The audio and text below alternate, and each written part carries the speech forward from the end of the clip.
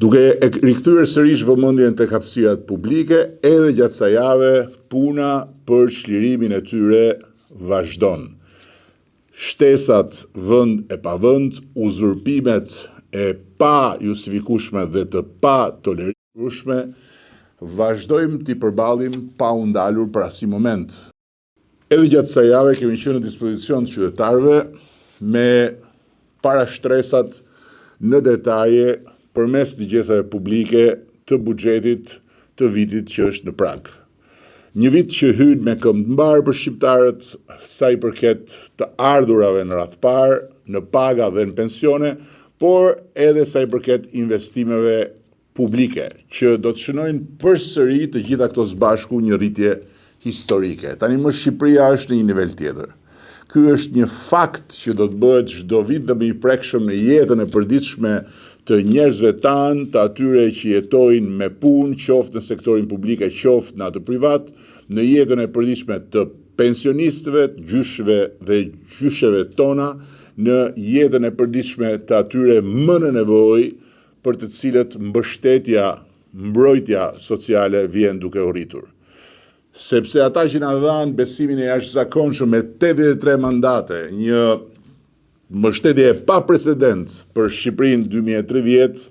jo vetëm meritojnë çdo vit më shumë, por do të kenë çdo vit e më shumë, pasi bara e borxhit ndaj tyre është e tillë që do të na bëjë të vazhdojmë të rrisim punën tonë për ditë e për ditë. Edhe një herë dua ta ritheksoj qëndrimin tim lidhur me domosdoshmërinë e mosërimit të parimit themelor të ruajtjes së balancës mes pushteteve kushtetuese në Republikën e Shqipërisë. Edhe një herë dua ta theksoj se ankimimi që kam bërë në gjykatën kushtetuese nuk është një betejë politike, nuk është as një kundërvënie ndaj drejtësisë, nuk është as një presion mbi çdo qoftë, përfshirë edhe këto shpjegime të cilat janë të domosdoshme për ata që më kanë besuar privilegjin e udhëheqjes së këtij vendi. Por është një betejë institucionale, një betejë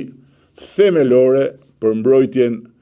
e kufive mes pushteteve dhe për mos lejimin e marrjes kompetencave ekskluzive të kryeministrit, qeverisë, të parlamentit, nga një prokuror dhe një gjykatës. Një precedent kërcënues për demokracinë në kuptimin më të drejtë për drejtë fjalës dhe krejt i panjohur në Europë dhe në krejt botën demokratike.